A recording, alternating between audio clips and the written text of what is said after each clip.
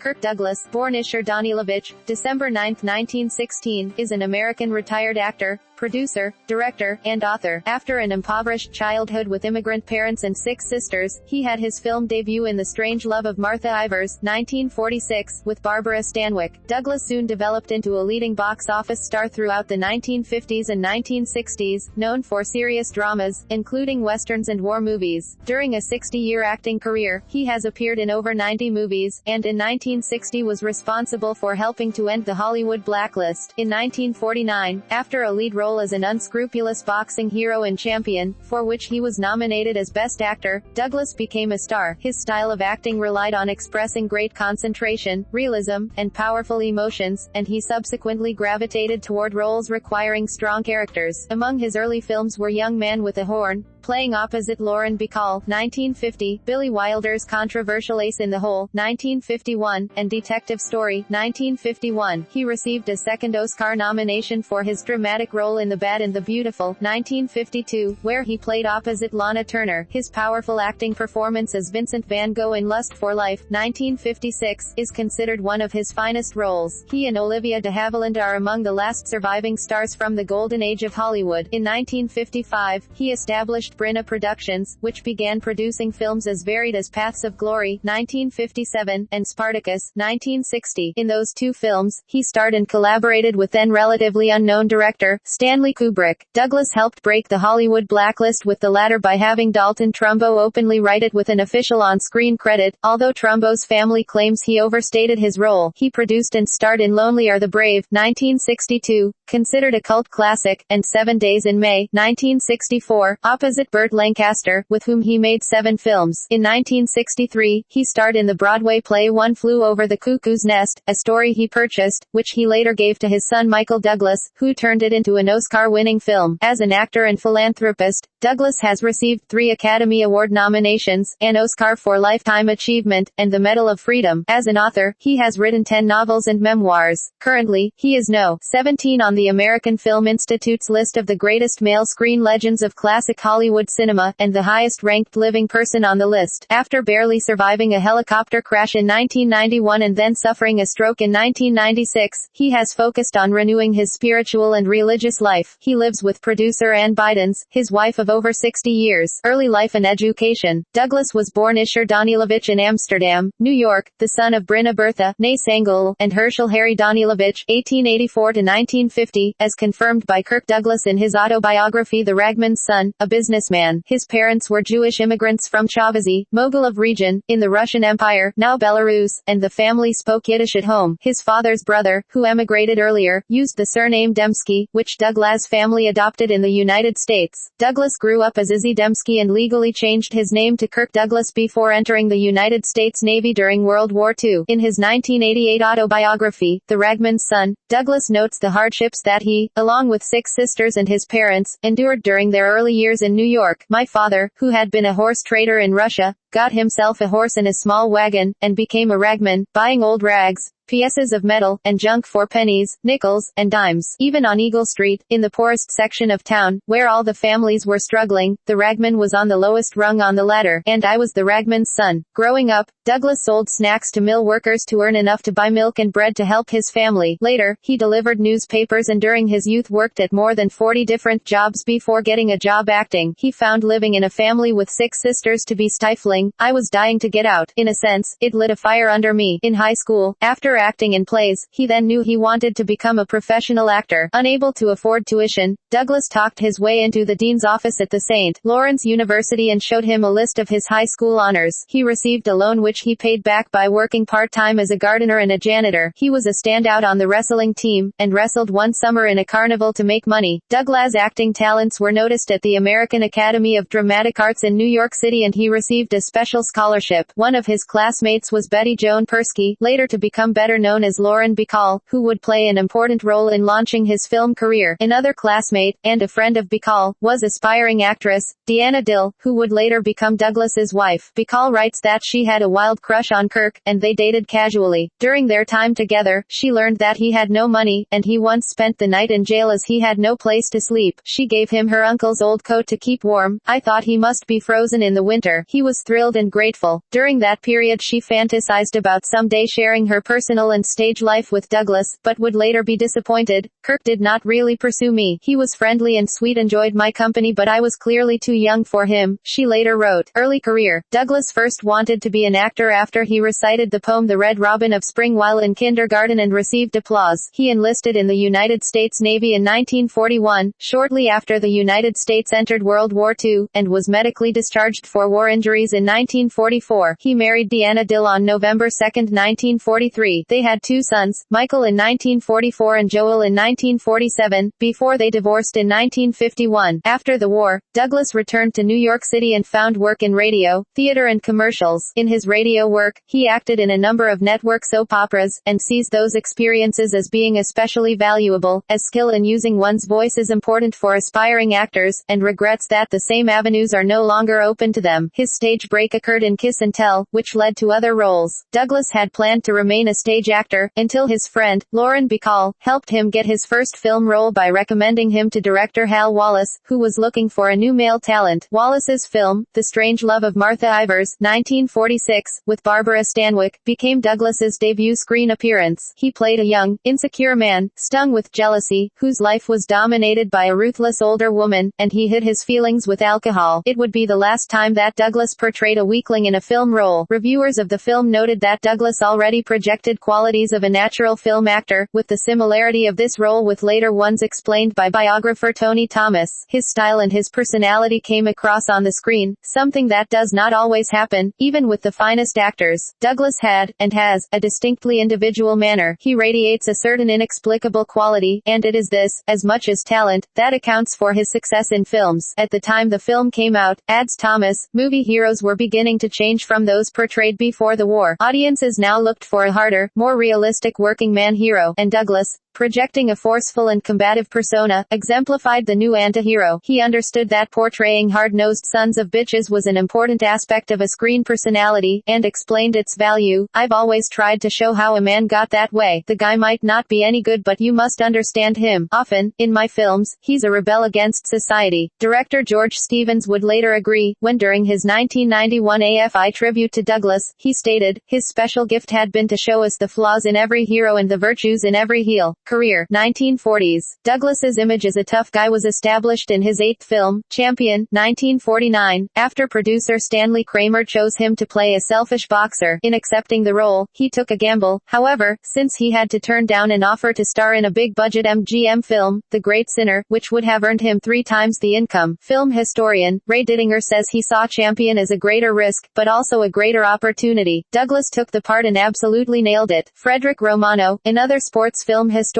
described Douglas's acting as alarmingly authentic. Douglas shows great concentration in the ring. His intense focus on his opponent draws the viewer into the ring. Perhaps his best characteristic is his patented snarl and grimace. He leaves no doubt that he is a man on a mission. Douglas received his first Academy Award nomination, and the film earned 6 nominations in all. Variety magazine called it a stark, realistic study of the boxing rackets. Douglas's gamble paid off, his portrayal of the ruthless boxer making him a major star. His dynamic and realistic character portrayal in the film, combined with his strong acting style, set the course for his future film career, allowing him to avoid working under the studio system and henceforth to choose his own films. From that film on, he decided that to succeed as a star, he needed to ramp up his intensity, overcome his natural shyness, and choose stronger roles. He later stated, I don't think I'd be much of an actor without vanity, and I'm not interested in being a modest actor. Early in his Hollywood career, he demonstrated his independent streak and broke his studio contracts to gain total control over his projects, forming his own movie company, Brinna Productions, named after his mother. In 1947 Douglas made Out of the Past, UK, Build My Gallows High. He starred in this film with Robert Mitchum and Jane Greer. Douglas made his Broadway debut in 1949 in the Anton Chekhov play Three Sisters,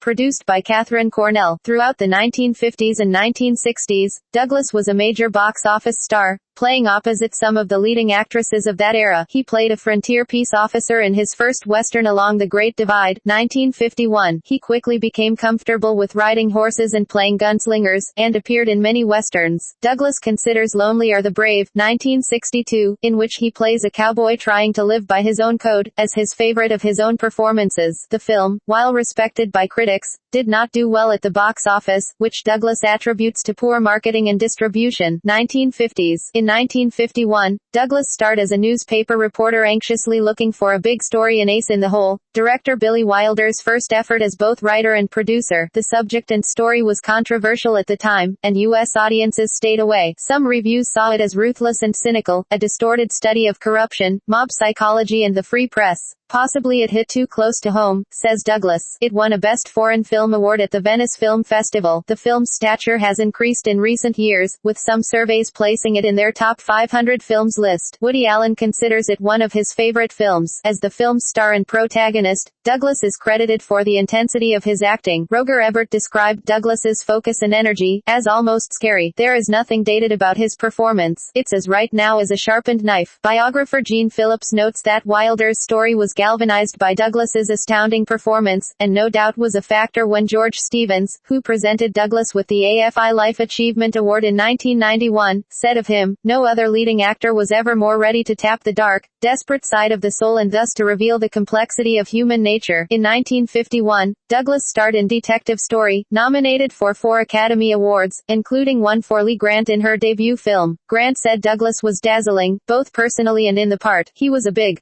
star. Gorgeous, intense, amazing. Reviewers recognized Douglas's acting qualities, with Bosley Crowther describing Douglas as forceful and aggressive as the detective in The Bad and the Beautiful, 1952. In other of his 3 Oscar-nominated roles, Douglas plays a hard-nosed film producer who manipulates and uses his actors, writers, and directors. It's difficult to make a movie about making movies, and to make it believable, Douglas says. The film won 5 Academy Awards out of 6 nominations. In Young Man with a Horn, 1950, Douglas portrays the rise and fall of a driven jazz musician, based on real-life horn player Bix Beiderbecke. Composer-pianist Hoagy Carmichael, playing the sidekick role, added realism to the film and gave Douglas insight into the role, being a friend of the real Beiderbecke. In one of his earliest television appearances, Douglas was a musical guest, as himself, on the Jack Benny program, 1954. In 1955, Douglas demonstrated his independent streak and formed his own movie company, Brinna Productions, named after his mother. To do so, he had to break contracts with Hal Wallace and Warner Brothers, but then began producing his own films, as varied as Paths of Glory, 1957,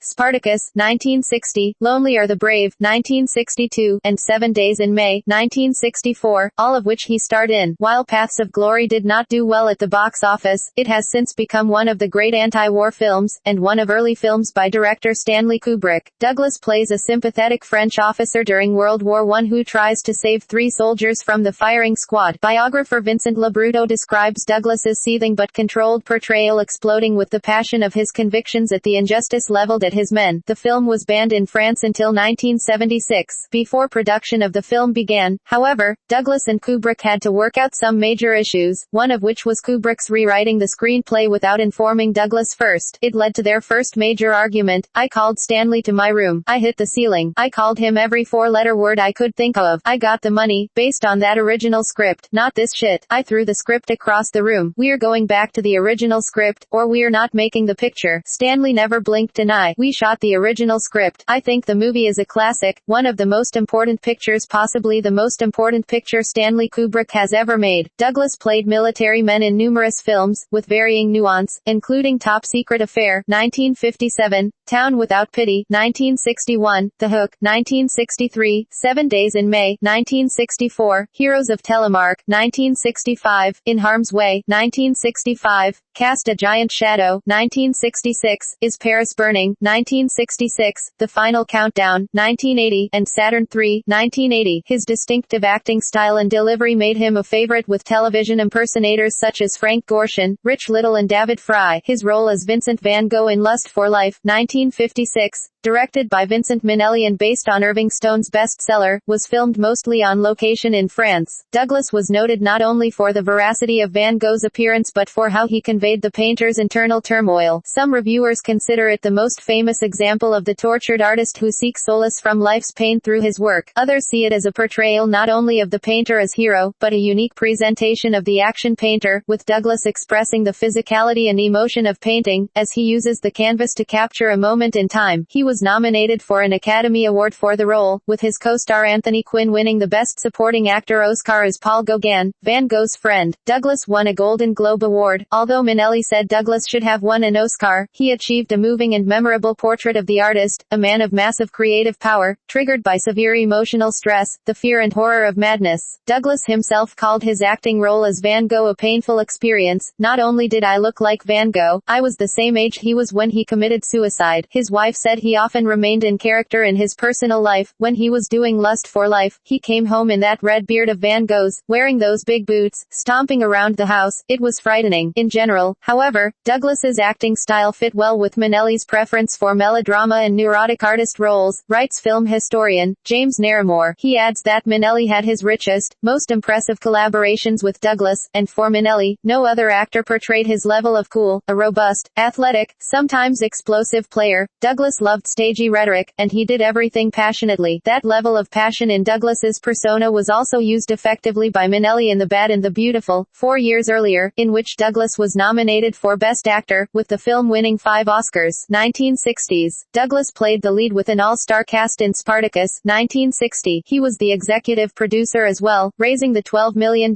production cost, making it one of the most expensive films made up to that time. Douglas initially selected Anthony Mann to direct, but replaced him early on with Stanley Kubrick, with whom he previously collaborated in Paths of Glory. When the film was released, Douglas gave full credit to its screenwriter, Dalton Trumbo, who was on the Hollywood blacklist, and thereby effectively ended it. About that event, he said, "I've made over 85 pictures, but the thing I'm most proud of is breaking the blacklist." At the time, his career was at risk, with Hollywood people claiming Douglas would never get work again. "I was scared to death, but I insisted on doing it," he said. George Clooney has said that in the history books, it's marked as the moment that the Hollywood blacklist ended. In the film Trumbo, 2015, Douglas is portrayed by Dino Gorman. In 20,000 Leagues Under the Sea, 1954, Douglas showed that in addition to serious, driven characters, he was adept at roles requiring a lighter, comic touch. In this adaptation of the Jules Verne novel, he played a happy-go-lucky sailor who was the opposite in every way to the brooding Captain Nemo, James Mason. The film was one of Walt Disney's most successful live-action movies and a major box office hit. He managed a similar comic turn in The Western Man Without a Star, 1955, and in For Love or Money, 1963. Douglas bought the rights to the novel One Flew Over the Cuckoo's Nest from its author, Ken Kesey. He turned it into a play in 1963 in which he starred, and it ran on Broadway for 5 months. Reviews were mixed. Douglas retained the movie rights, but after a decade of being unable to find a producer, gave the rights to his son, Michael. In 1975, the film version was produced by Michael Douglas and Saul Zaentz, and starred Jack Nicholson, as Douglas was then considered too old to play the character as written. It won 5 Academy Awards, including one for Nicholson. Douglas made 7 films over the decades with Burt Lancaster: I Walk Alone, 1948, Gunfight at the OK Corral, 1957, The Devil's Disciple, 1959, The List of Adrian Messenger, 1963, 7 Days in May, 1964, Victory at Entebbe, 1976, and Tough Guys, 1986, which fixed the notion of the pair as something of a team in the public imagination. Douglas was always second billed under Lancaster in these movies but, with the exception of I Walk Alone, in which Douglas played a villain, their roles were more or less the same size. Both actors arrived in Hollywood at the same time, and first appeared together in the 4th film for each, albeit with Douglas in a supporting role. They both became actor-producers who sought out independent Hollywood careers. John Frankenheimer, who directed the political thriller 7 Days in May in 1964, had not worked well with Lancaster in the past, and originally did not want him in this film. However, Douglas thought Lancaster would fit the part and begged me to reconsider, said Frankenheimer, and he then gave Lancaster the most colorful role. It turns out that Burt Lancaster and I got along magnificently magnificently well on the picture, he later said. In The Arrangement, 1969, a drama directed by Elia Kazan, based upon his novel of the same title, Douglas starred as a tormented advertising executive, with Faye Dunaway as co-star. The film did poorly at the box office, receiving mostly negative reviews, while Dunaway felt many of the reviews were unfair, writing in her biography, "I can't understand it when people knock Kirk's performance, because I think he's terrific in the picture," adding that he's as bright a person as I've met in the acting profession. She says that his pragmatic approach to acting would later be a philosophy that ended up rubbing off on me. 1970s-2000s. Between 1970 and 2008, Douglas made nearly 40 movies and appeared on various television shows. In 1970, he starred in a western, There Was a Crooked Man, alongside Henry Fonda. The film was produced and directed by Joseph L. Mankiewicz. In 1973, he directed his first film, Scalawag. Also in 1973, Douglas appeared in a made-for-TV musical version of Dr. Jekyll and Mr. Hyde. In 1978, he co-starred with John Cassavetes and Amy Irving in a horror film, The Fury, directed by Brian De Palma. In 1980, he starred in The Final Countdown, playing the commanding officer of the aircraft carrier US-Nimitz, which travels through time to the day before the 1941 attack on Pearl Harbor. It was produced by his son Peter Douglas. In 1982, he starred in The Man from Snowy River, an Australian film which received critical acclaim and numerous awards. In 1986, he reunited with his longtime co-star, Burt Lancaster, in a crime comedy, Tough Guys, which included Charles Durning and Eli Wallach. In 1986, he co-hosted, with Angela Lansbury, the New York Philharmonic's tribute to the 100th anniversary of the Statue of Liberty. The symphony was conducted by Zubin Mehta. In 1988, Douglas starred in a television adaptation of Inherit the Wind, opposite Jason Roberts and John Simmons. The film won 2 Emmy Awards. In the 1990s,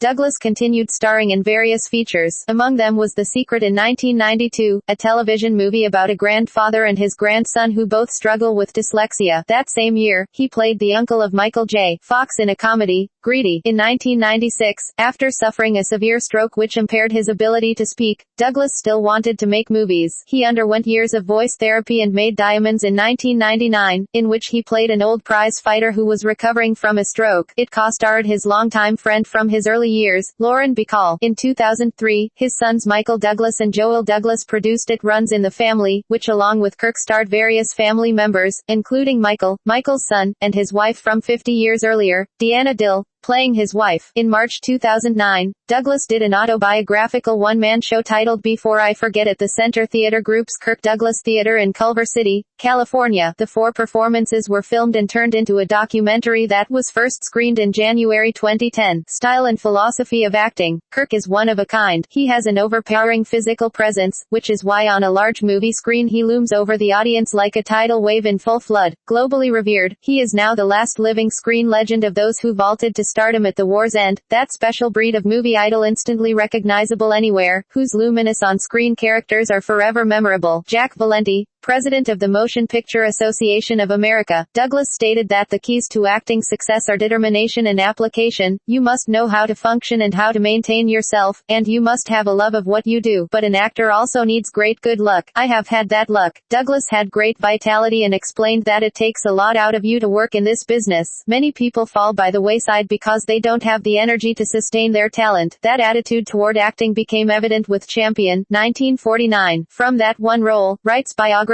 John Parker, he went from stardom and entered the Super League, where his style was in marked contrast to Hollywood's other leading men at the time. His sudden rise to prominence is explained and compared to that of Jack Nicholson's. He virtually ignored interventionist directors. He prepared himself privately for each role he played, so that when the cameras were ready to roll he was suitably, and some would say egotistically and even selfishly, inspired to steal every scene in a manner comparable in modern times to Jack Nicholson's modus operandi. As a producer, Douglas had a reputation of being a compulsively hard worker who expected others to exude the same level of energy. As such, he was typically demanding and direct in his dealing with people who worked on his projects, with his intensity spilling over into all elements of his film making. This was partly due to his high opinion of actors, movies, and movie making. To me it is the most important art form. It is an art, and it includes all the elements of the modern age. He also stressed prioritizing the entertainment goal of films over any messages. You can make a statement, you can say something, but it must be be entertaining. As an actor, he dived into every role, dissecting not only his own lines but all the parts in the script to measure the rightness of the role, and he was willing to fight with a director if he felt justified. Melville Chevelson, who produced and directed Cast a Giant Shadow, 1966, said that it didn't take him long to discover what his main problem was going to be in directing Douglas. Kirk Douglas was intelligent. When discussing a script with actors, I have always found it necessary to remember that they never read the other actor's lines, so their concept of the story is somewhat hazy. Kirk had not only read the lines of everyone in the picture, he had also read the stage directions. Kirk, I was to discover, always read every word, discussed every word, always argued every scene, until he was convinced of its correctness. He listened, so it was necessary to fight every minute. For most of his career, Douglas enjoyed good health and what seemed like an inexhaustible supply of energy. Much of that vitality he attributes to his childhood and pre-acting years. The drive that got me out of my hometown and through college is part of the makeup that I utilize in my work. It's a constant fight, and it's tough. His demands on others, however, were an expression of the demands he placed on himself, rooted in his youth. It took me years to concentrate on being a human being. I was too busy scrounging for money and food, and struggling to better myself. Actress Lee Grant, who acted with him and later filmed a documentary about him and his family, notes that even after he achieved worldwide stardom, his father would not acknowledge his success. He said nothing, ever. Douglas's wife, Anne, similarly attributes his tough childhood to the energy he devotes to acting. He was reared by his mother and his sisters, and as a schoolboy he had to work to help support the family. I think part of Kirk's life has been a monstrous effort to prove himself and gain recognition in the eyes of his father. Not even 4 years of psychoanalysis could alter the drives that began as a desire to prove himself. He credits his mother, Brinna, for instilling in him the importance of gambling on yourself, and he kept her advice in mind when making films. Brinna Productions was named in her honor. Douglas realized that his intense style of acting was something of a shield. Acting is the most direct way of escaping reality, and in my case it was a means of escaping a drab and dismal background. Personal life, marriages and children. Douglas married twice, first to Deanna Dill, on November 2, 1943. They divorced in 1951. The couple had 2 sons, actor Michael Douglas and producer Joel Douglas. Afterwards, he met German-American producer Anne Bidens in Paris while acting on location in Lust for Life. She originally fled from Germany to escape Nazism and survived by putting her multilingual skills to work at a film studio, doing translations for subtitles. They married on May 29,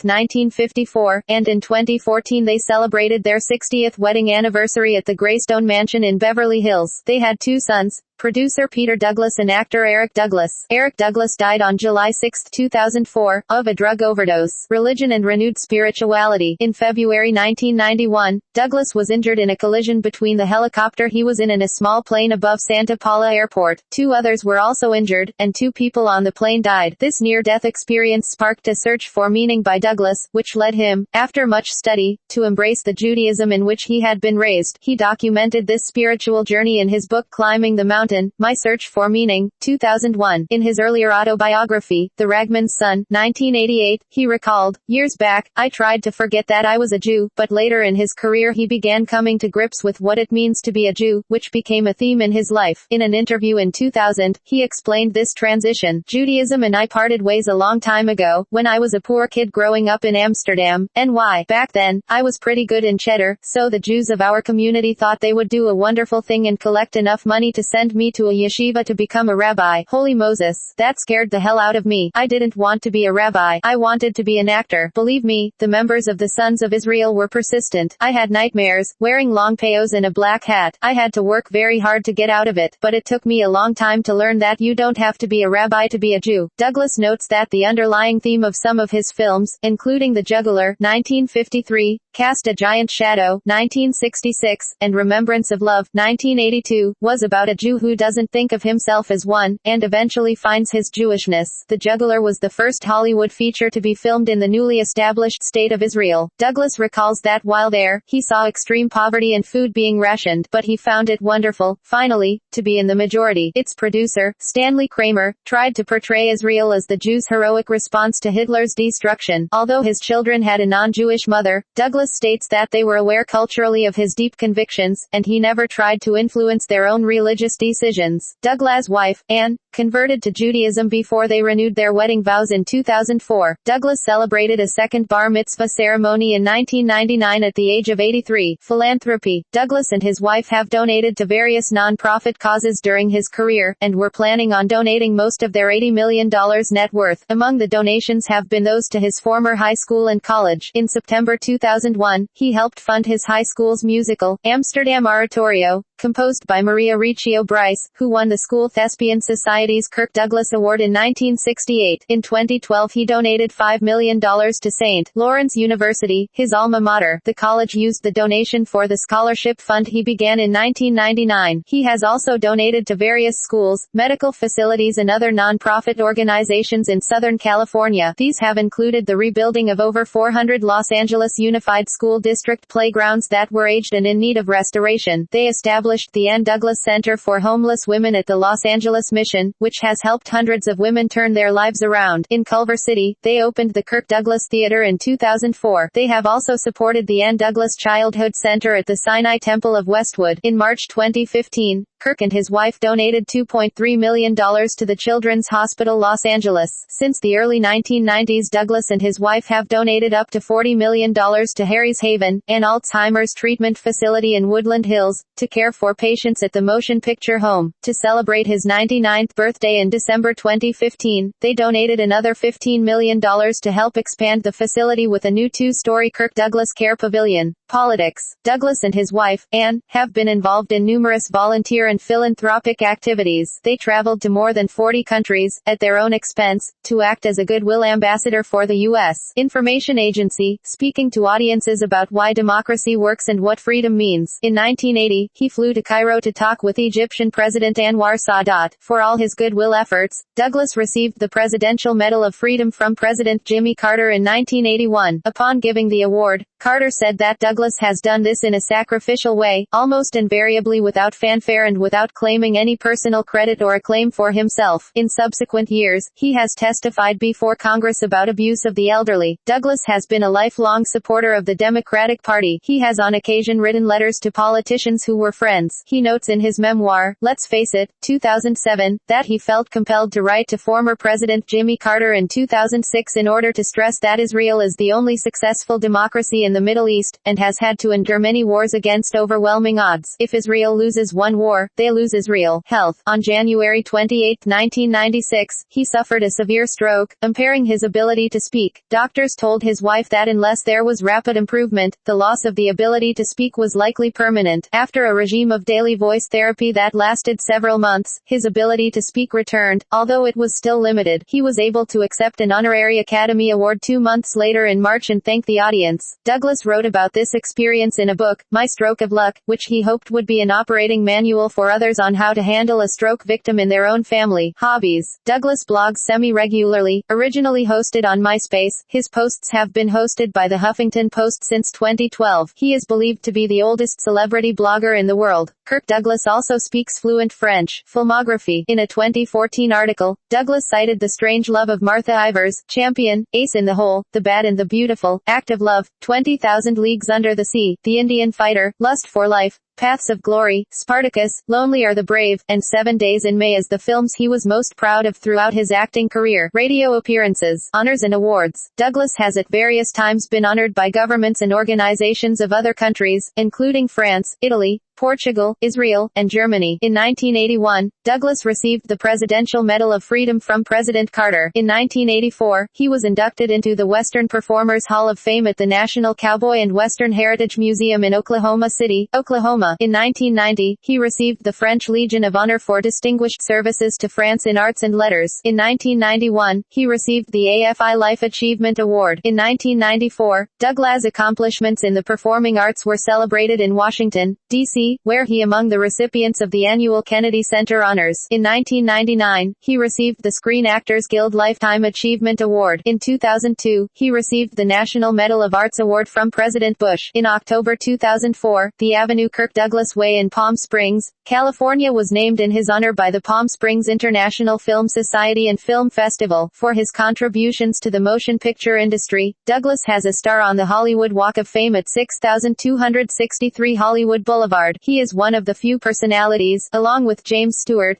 Gregory Peck, and Gene Autry, whose star has been stolen and later replaced. AFI Life Achievement Award. 1991 accepted AFI Life Achievement Award. Kennedy Center Hanas. 1994 honoree. Academy Awards. 1996 honorary award for 50 years as a creative and moral force in the motion picture community. 1956 Lust for Life nominated for Best Actor. 1952 Bad and the Beautiful nominated for Best Actor. 1949 Champion nominated for Best Actor. Golden Globes. 1986 Amos nominated for Best Actor in a miniseries or motion picture made for TV. 1968 Cecil B. DeMille Award for Lifetime Achievement. 1957 Lust for Life won for Best Actor Drama. 1952 Detective Story nominated for Best Actor Drama. Emmy Awards. 2002 Touched by an Angel nominated for Outstanding Guest Actor in a Drama Series. 1992 Tales from the Crypt nominated for Outstanding Lead Actor in a Drama Series. 1986 Amos nominated for Outstanding Lead Actor in a Miniseries or Special. Screen Actors Guild Awards. 1999 Lifetime Achievement Award. BAFTA Awards. 1963 Lonely Are the Brave nominated for Best Foreign Actor. BAFTA. LA Britannia Awards. 2009 Britannia Award for Contributions to Worldwide Entertainment. Berlin International Film Festival. 2001 Honorary Golden Bear. 1975 Posse nominated for Competing Film. Caesar Awards. 1980 Honorary Caesar. Hollywood Film Festival. 1997 Lifetime Achievement Award. National Board of Review. 1988 Career Achievement Award. New York Film Critics Circle Award. 1956 Lust for Life won for Best Actor. 1951 Detective Story nominated for Best Actor. In 1983, Douglas received the S. Roger Horcho Award for Greatest Public Service by a Private Citizen, an award given out annually by Jefferson Awards. In 1996, Douglas received an honorary Academy Award for 50 years as a moral and creative force in the motion picture community. The award was presented by producer, director Steven Spielberg, as a result of Douglas's stroke the previous summer, however, in which he lost most of his speaking ability. His close friends and family were concerned about whether he should try to speak, or what he should say. Both his son, Michael, and his longtime friend, Jack Valenti, urged him to only say thank you, and leave the stage. Douglas agreed, but when standing in front of the audience, he had second thoughts. I intended to just say, thank you, but I saw 1,000 people, and felt I had to say something more, and I did. Valenti remembers that after Douglas held up the Oscar, addressed his sons, and told his wife how much he loved her, everyone was astonished at his voice's improvement. The audience went wild with applause and erupted in affection, rising to their feet to salute this last of the great movie legends, who had survived the threat of death and stared down the demons that had threatened to silence him. I felt an emotional tidal wave roaring through the Dorothy Chandler Pavilion in the LA Music Center. Books. Wisdom of the Elders. 1986. The Ragman's Son. Simon & Schuster. 1988. ISBN 0-671-63717-7. Dance with the Devil. Random House. 1990. ISBN 0-394-58237-3. The Gift. Warner Books. 1992. ISBN 0-446-51694-5. Last Tango in Brooklyn. Century. 1994. ISBN 0-7126-4852-6. The Broken Mirror, and novella. Simon & Schuster Books for Young Readers. 1997. ISBN 0-689-81493-3. Young Heroes of the Bible. Simon & Schuster Children's Publishing. 1999. ISBN 0-689-81491-7. Climbing the Mountain, My Search for Meaning. Simon & Schuster. 2001. ISBN 0-7432-1438-2. My Stroke of Luck. HarperCollins. 2003. ISBN 0-06-001404-0. Let's Face It, 90 Years of Living, Loving, and Learning. John Wiley & Sons. 2007. ISBN 0-470-08469-3. I Am Spartacus. Making a Film, Breaking the Blacklist. Open Road Media. 2012. ISBN 14532239375. Life Could Be Verse. Reflections on Love, Loss, and What Really Matters. December 2014. ISBN 9780757313418,474.